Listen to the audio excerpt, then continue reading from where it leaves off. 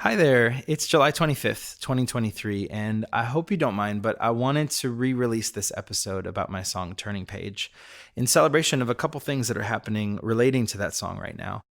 Turning Page is nearing its 11th birthday, which is absolutely wild to say out loud. And as you may know, it found its first home. It premiered in the Twilight film Breaking Dawn Part 1, which I was absolutely blown away by. And oddly enough, it never got an official music video. And so I am elated to share that today, July 25th, the official music video for Turning Page is out in the world. It premiered this morning on Entertainment Weekly and is now available on YouTube and all the places you might find a music video. And I am just so excited for you to see it. I'm so proud of how this video turned out. And it came about just based on a text to my friend Derek Huff, who is this absolutely brilliant artist, dancer, so many things. He and I had talked about maybe doing something together at some point. And when I was thinking about making a music video for this song, he came to mind, and I just thought, man, it would be so amazing if he would be interested in being involved. And so I asked, and he kindly not only said yes, but he just immediately ran with it. And I was so elated. So Derek is not only one of the stars in the video, but he also directed it alongside another stunningly talented artist, Philip Chabib. The heart and the visual soul that both Derek and Philip brought to this video is just so beautiful. I am so proud of it, and I cannot wait for you to see it. The video features choreography by Mackenzie Chabib and Philip Chabib, an insanely talented couple, and it features dancers Derek Huff, Haley Erbert, Erica Klein, Jason Glover, Haley Jonay, Billy Mustafa, Koko Iwasaki, and Lex Ishimoto. And at the risk of sounding like a broken record, I am just so proud of this video and cannot believe that this insanely talented group of people were kind enough to come together to create this video for my song. I feel so touched and so honored. I also wanted to share that my song Turning Page is now officially certified platinum, and that feels so weird to say out loud, but I'm really proud and just so deeply honored and grateful. I can't believe that I get to celebrate the song in this way. It means so much to me. So if you let this song be part of the backdrop of your life, I cannot thank you enough. It means more to me than I'll ever be able to explain. But from the bottom of my heart, thank you for listening, truly. So here is the episode in which I talk about how Turning Page was born. My name is Ryan, and I make music under the name Sleeping at Last. And this, as you are probably already aware since you pressed play, is called the Sleeping at Last podcast, where I have the absolute honor and privilege of getting to tell you about how my music took shape.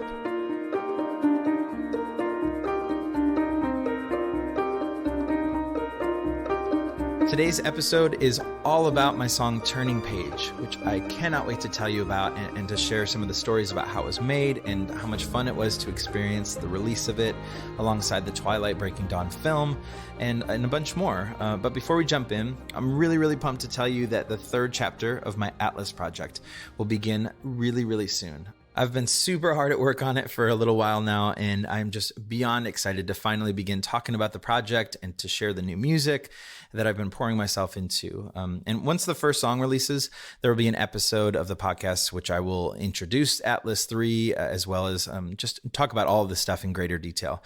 But for those of you that might not have any idea what I'm talking about when I talk about Atlas, I'm going to give you a quick overview about what my Atlas project is, and then I will fill you in a little bit on at least a couple details for the upcoming Atlas 3 project. So Atlas is basically my long-form concept album. So rather than a dozen or so songs that make up a typical full length, it's actually a trilogy of heaps of songs. So Atlas began with Atlas 1, which was 30 songs inspired by the origins of the universe. And those songs were broken down into the themes of darkness, light, space, which was a song for each of the planets in our solar system, land, which was a song for each of the four cardinal directions, north, south, east, and west, and oceans, a song for each of the Earth's oceans. Then came Atlas 2, 25 songs inspired by involuntary human development. So life, us, it's about people, the stuff we are born into. And those 25 songs explored the themes of life, the five senses, the four basic human emotions, intelligence, and the Enneagram of personality. And then that brings us to right now, or very soon, which is Atlas 3. And which will contain at least 25 songs, so I can share that with you now, inspired by voluntary human development. So it's what we do with all that we're born into. So another way I like to view the project is Atlas 1 represents the past. Atlas 2 represents the present. Atlas 3, you guessed it, represents the future. Because of this, the themes of Atlas 3 will kind of unfold like the future does, as a secret. So I won't be sharing the exact themes that I'll be exploring in Atlas 3, but they will reveal themselves as the project moves forward, which I'm super excited about. But I can share that the very first song of Atlas 3 will be called Overture 3.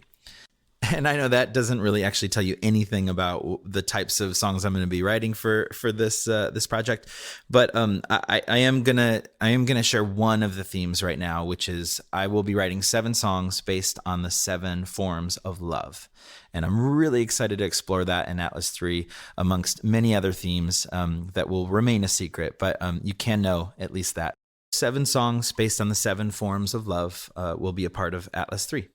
I'm really, really excited to share all this with you. I'm so pleased to announce that Atlas 3 will begin to release one piece at a time, like the future, starting at the end of spring or early summer at the latest.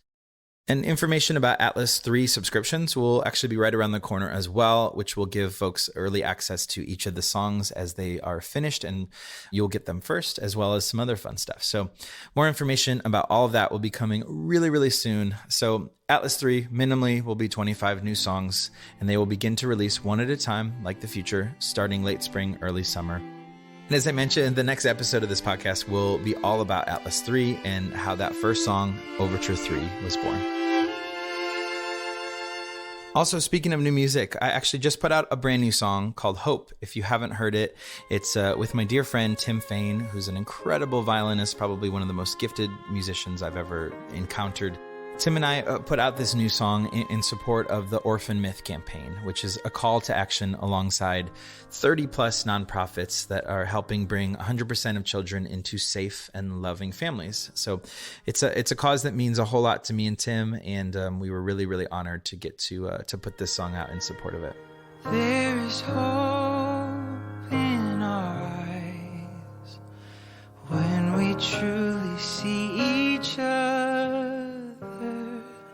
Like the light of countless stars, we are not afraid of the dark. Okay, turning page. I am really looking forward to sharing how this little song came to be. It's an odd bird in that it has no chorus. It's a series of verses. And anyway, we'll get into all of that. But 2 turning page related things I wanted to share before we dive in. Number 1, turning page single, which is a 7-inch vinyl, is now in stock in the store. And it's really, really beautiful. A link is in the description, but it's just at sleepingatlast.com.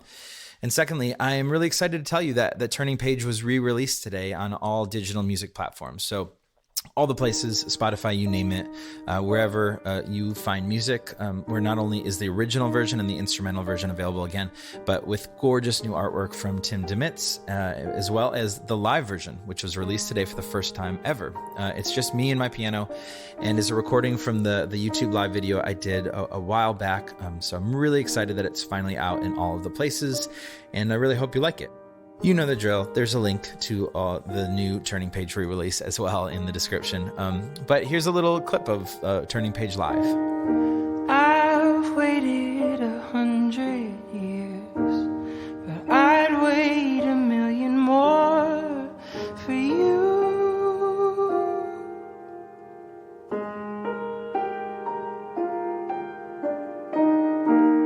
Nothing prepared me for what the privilege of being yours would do. I wrote Turning Page just about 10 years ago, which is absolutely nuts and makes no sense to me. And I actually wrote it in the middle of working on my yearbook project. And for those of you that may not be familiar with yearbook, I wrote 36 songs over the course of 1 year, and so each month on the first, a new set of 3 songs would come out, and so it was the most intensive work I think I've ever done, but it taught me kind of everything I know about how I make music today, and it's kind of crazy to me that in the middle of that, I wrote Turning Page. But not as part of Yearbook. I wrote it as a submission for the Twilight films. And I had actually never seen any of the Twilight films before, or I've read any of the Twilight books, but I've always loved that the Twilight soundtracks were so great. They were amazing. I mean, Tom York, Bon Iver and St. Vincent, Iron Wine, Grizzly Bear, truly such great soundtracks and all exclusive music to the films. And I just always look forward to hearing who's going to be on the next one. And so in the back of my head, I had this thought that, man, it would be so amazing to get to be a part of that incredible list of musicians myself. And honestly, to be a part of any film was this major dream of mine as a huge movie fan. But for whatever reason, more than likely fear of not making it in, I just never submitted anything to those early Twilight films as they were coming out. And so in a random conversation in early 2011, a close friend of mine gave me kind of the nudge that I needed. And he suggested that maybe I should try to write something for the new Twilight movie that they were currently making. So a few months later, feeling maybe a little bit more brave for whatever reason, probably a little erratic in the moment of working on the Yearbook stuff, I sat down and gave it a shot and wrote Turning Page, my random submission for the Twilight Saga Breaking Dawn Part 1 film, which at that point was in post-production. To prepare writing Turning Page, I bought each Twilight film available at the time, and I watched them back to back. And so after taking it all in, I did a little research as to what was going to come next in the story, which was, of course, in Breaking Dawn. And so it was obvious that the characters, Edward and Bella, would have this amazing wedding, and that was going to be this major point in the film and in the story. So, and really, the entire Twilight saga is at its heart a love story. So I decided to write a love song. I set up my iPad and kind of put it on the sheet music shelf of my piano, and let a couple scenes from Twilight Eclipse play over and over and on mute while I would play the piano over it for hours. So I would just play along with whatever I was seeing just to see what would work and what felt right against the imagery. So eventually I found the beginning chords of Turning Page. I was trying to write something with like a sweetness to it, but also with a touch of melancholy too, because, well, first of all, that's my favorite kind of music, but also this is a vampire love story, so it'd have to have some drama and some melancholy to it. But when I locked in on those first few chords of the song, it just felt like the right direction, so I ran with it. And lyrically, my goal was to subtly include some visuals inspired by the films, but at the same time to write a love song that meant something to me first and foremost. I was very aware of the odds of this song being a part of the film were incredibly low. So I just wanted to make sure that if it was rejected, it still meant something really special to me and wasn't too specifically Twilight, because that'd be super weird. So I wrote it as if there was an intersection between my own love story with my wife and specifically how I feel about her and how Edward and Bella's fictional love story was. So definitely a stretch and a unique challenge for myself, but I really loved it. It was really fun to try to think of the song in both of those ways. What is a true love song to me, but also is a love song that could resonate with these fictional characters. So the first lyrics of the song: I've waited 100 years, but I'd wait 1,000,000 more for you. I've waited 100 years, but I'd wait 1,000,000 more for you. In a literal Twilight translation, the character Edward is over 100 years old in the story, so I like the nod to that. And this lyric sets the tone of the song being written from Edward's perspective as well. But completely unrelated to Twilight, I really like the idea of the extremity and exaggeration of waiting 100 years for someone, because when you're madly in love, nothing is too dramatic or overstated. There's probably like 100 trillion love songs in existence right now. And honestly, that's not a bad thing. Love is the most important thing there is. So I'm actually super glad that popular music for so long has been largely made up of love songs. I feel like it points to something bigger and more beautiful. And so I knew for Turning Page that I didn't want to write just a collection of pretty words for the lyrics. I had to really mean it. And so that was my one rule. I mean, it's the rule that I use for every song, but because this was written with the hopes of it being a part of a film, film, I just knew it was really important that I kept holding myself to that rule, that this song has to really mean something to me. So right before I wrote it, I got married. And yep, that means that my wife and I have now been married for 11 years, which is absolutely crazy. That is, we just celebrated our 11th year anniversary. But I had a well of inspiration to draw from for this song that made this song really, really personal to me. So I knew I wanted to try to write something with the Breaking Dawn wedding in mind. So I went back to my own wedding experience and went through wedding pictures, and little ideas started coming up, and that kind of hit both marks, personal to me and my own love story, and also that made sense within Twilight's epic vampire love story. An example of that would be the lyrics. Your love is my turning page. Only the sweetest words remain.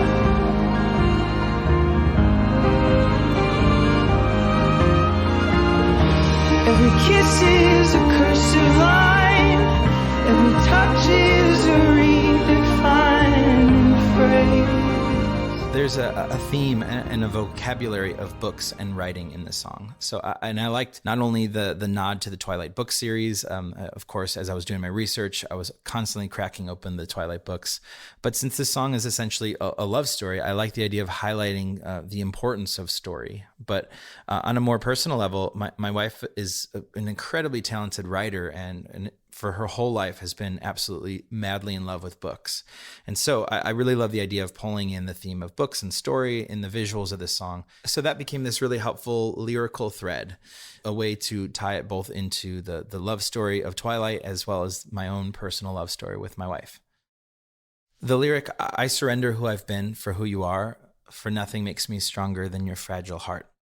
I wanted these lines in particular to sound kind of intense. They're meant to be read from a healthy perspective, in that vulnerability is a strength and a gift in a relationship, and the willingness to grow alongside one another.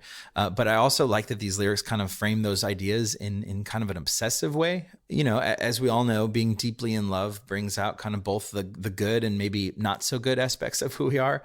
So I wanted these lines to almost sound unstable in that way. Also, in terms of Edward and the Twilight romance, these words just kind of felt like they came from the perspective of someone who has, superhuman strength, like a vampire might.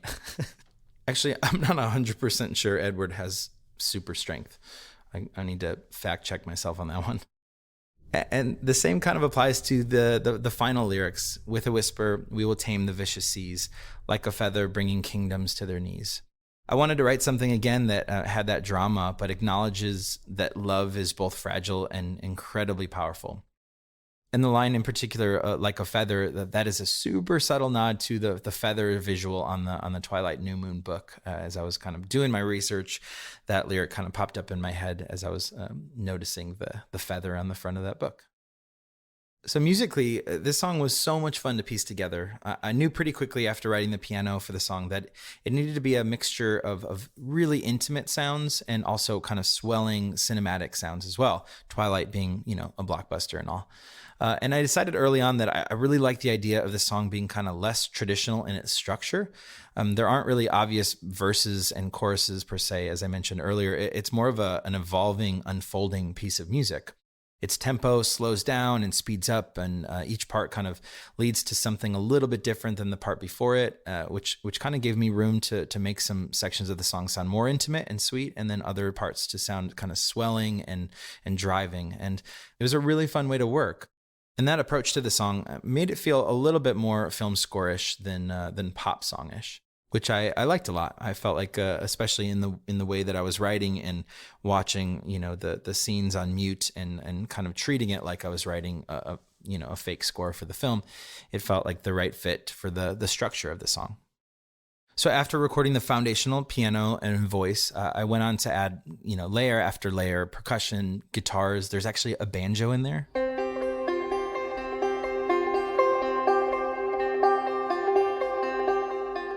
Some background vocals.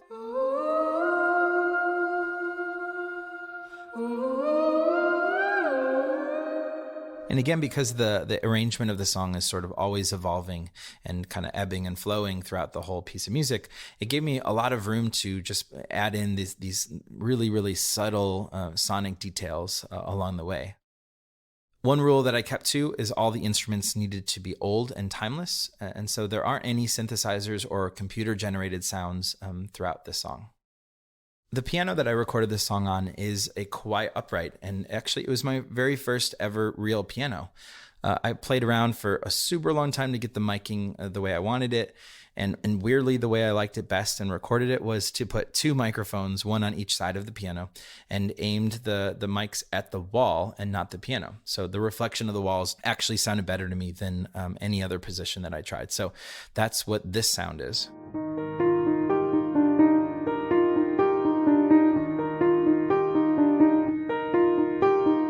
And for any gear nerds, the microphones that I used were these $100 microphones. They each cost $100, and they are called Studio Projects, and they're awesome. I've had them for probably 15 plus years, and a ton of my music was recorded using these little strange inexpensive microphones. They're kind of a well-kept secret, which maybe I'll get in trouble for sharing that on here, but I've talked to a couple other engineer musician friends, and they are this kind of like, they have a little bit of a cult following. So Studio Projects, they make some really awesome stuff. The percussion of the song was actually really fun to record. I basically just used one crash cymbal and one kind of detuned low tom drum that was kind of played like a pulse. And so I approached the percussion as if it were a classical piece of music rather than a song that called for a drum kit. And so the pulse of the tom, it kind of carries through a lot of the song, as well as kind of swelling up and down with the dynamics of the song. And the cymbal is just played with mallets, and it just kind of has these cymbal swells on occasion throughout the song. Being a song aimed at the heart, I knew I wanted strings to play a huge role in the song. So I sat down for a day or two and chipped away at a string arrangement. Then I called up an ultra gifted friend of mine named Laura Mustin-Sink, and asked if she'd be kind enough to perform and record and embellish the violins of the song. And so she kindly obliged, and obliged? I'm not sure. And within a few days, she sent back the most gorgeous performances ever, and I couldn't have been more pleased. It adds so much soul and heart to the song. So she performed and recorded all of the violins herself, and it turned out beautifully. Side note, Laura performed a ton of the strings on several songs in Yearbook as well, so she's awesome.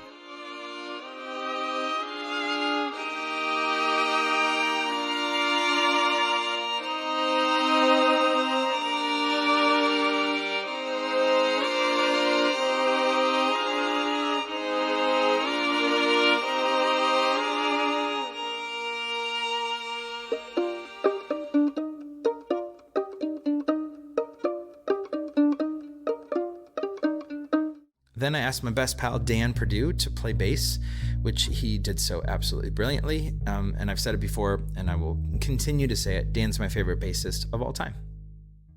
Oh, and one of my favorite little pieces of the song, which probably no one really pays any mind to at all, is the pulsing note in the beginning of the song.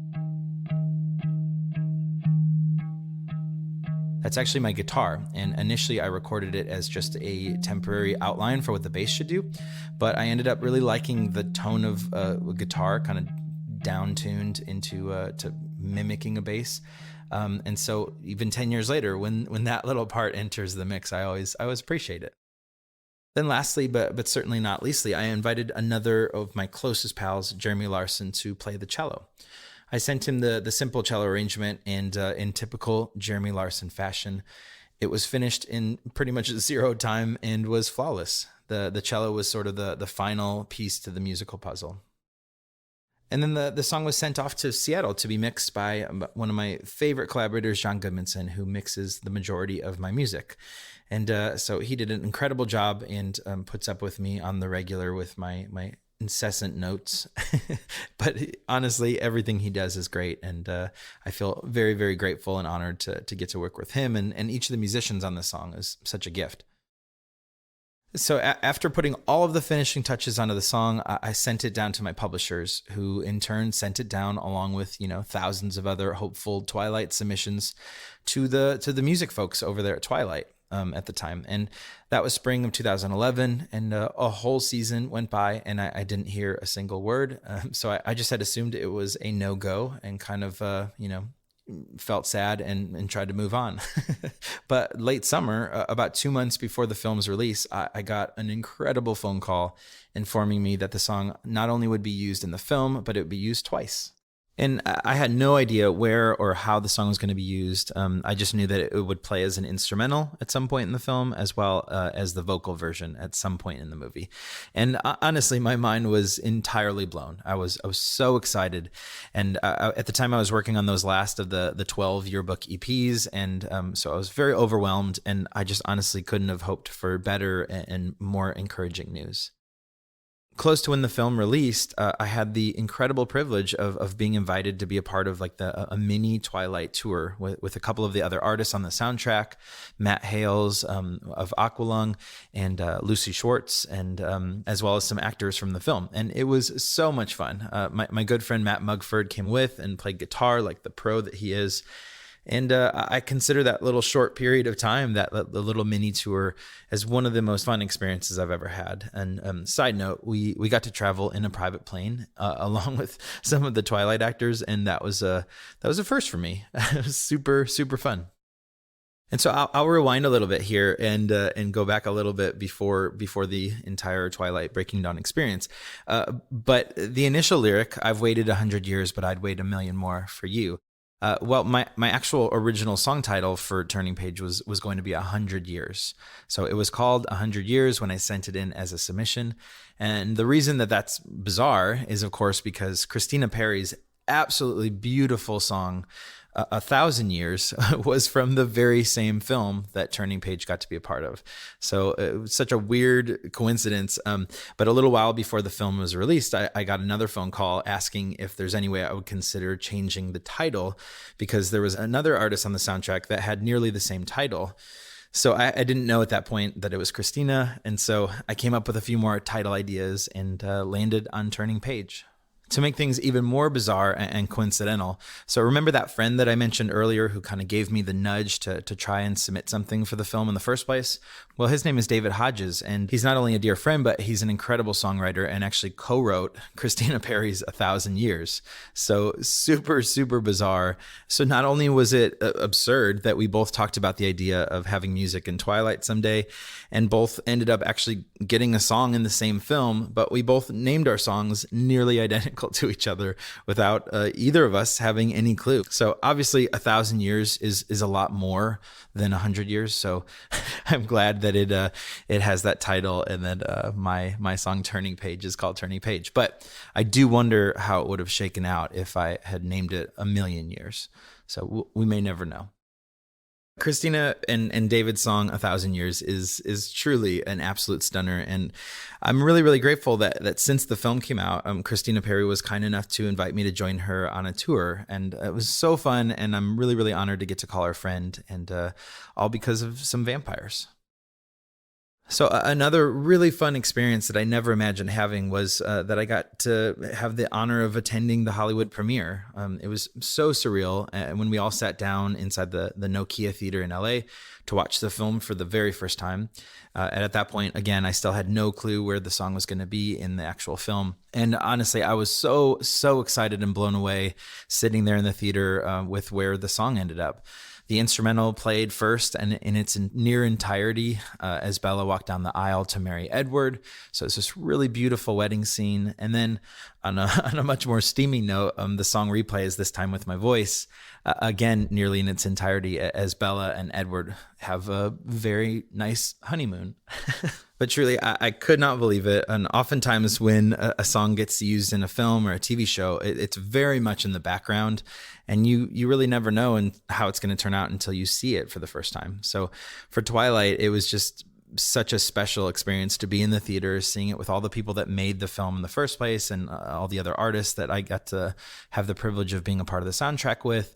And to watch it unfold together was really, really special. So honored and privileged to be part of such a special moment in the series. Turning Page, getting to be a part of the Twilight films was a career-altering experience. And I am so deeply grateful to the folks at Twilight who let this song be a part of their film, but also to many folks who have let this song be a part of their lives, to those who record cover versions on YouTube or TikTok, to the couples that allow it to be part of their weddings and other special moments in their life. To see the ways in which people have allowed this song into their world over the years is truly overwhelming, and just really, really means a lot to me. And something that's meant a ton to me as well are the people that I got to meet through this experience. Some of my favorite people on the planet are because of Twilight. Laura and Leonard from Imperial Mammoth, who also were a part of the soundtrack, Matt Hales, Lucy Schwartz, Mia Maestro. I'm so grateful that these people were put into my orbit, as well as the people that I met at different shows, and all because of this song and all because of Some Vampires. So that's been a really, really, really special, life-enriching experience as well. And I should note that the fans of Twilight are some of the sweetest, most wonderful people ever. I've said it many times that I wish everyone could love something as much as Twilight fans love Twilight, because it is a love that is bigger than I've ever seen. It's really special. Although there's a lot more detail that went into making this song, this feels like a natural stopping point. So we're going to go ahead and listen to the song in its entirety now that you've heard its birth story, and then I will wrap up after that. Here is Turning Page.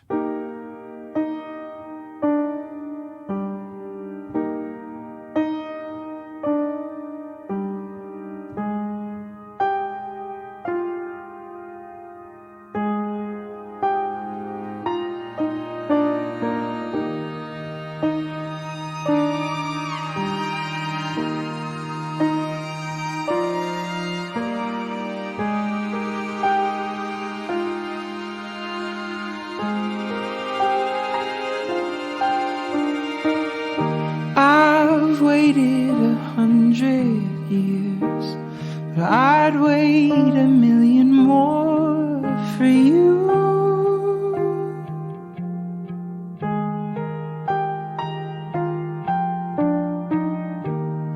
Nothing prepared me for what the privilege of being yours would do.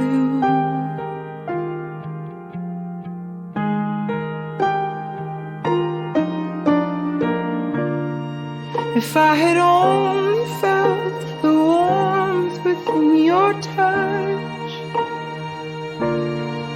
if I had only seen how you smile when you blush,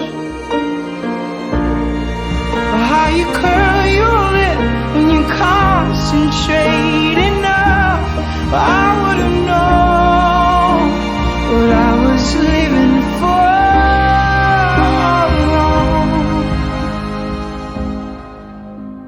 But I've been living for.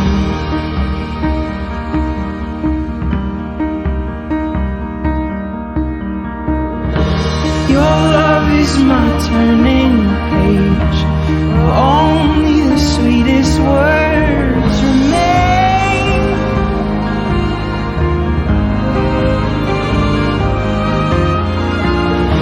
Every kiss is a cursive line, every touch is a redefining phrase.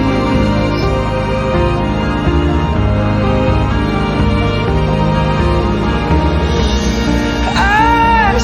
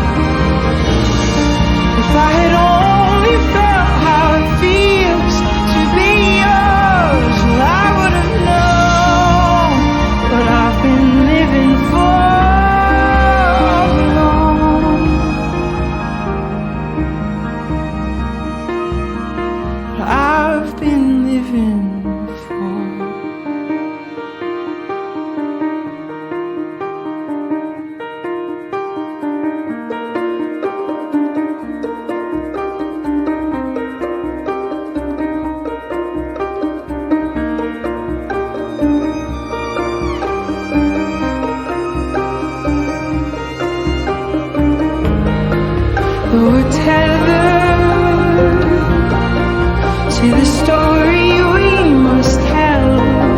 When I saw you, well, I knew we'd tell it well. With a whisper, we will tame the vicious seas like a feather, bringing kingdoms to their knees.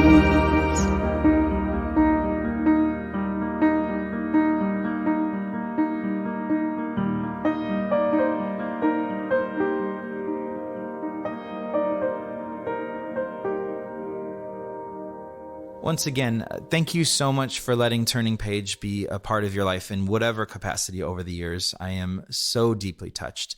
And thank you for being curious about how this song was made.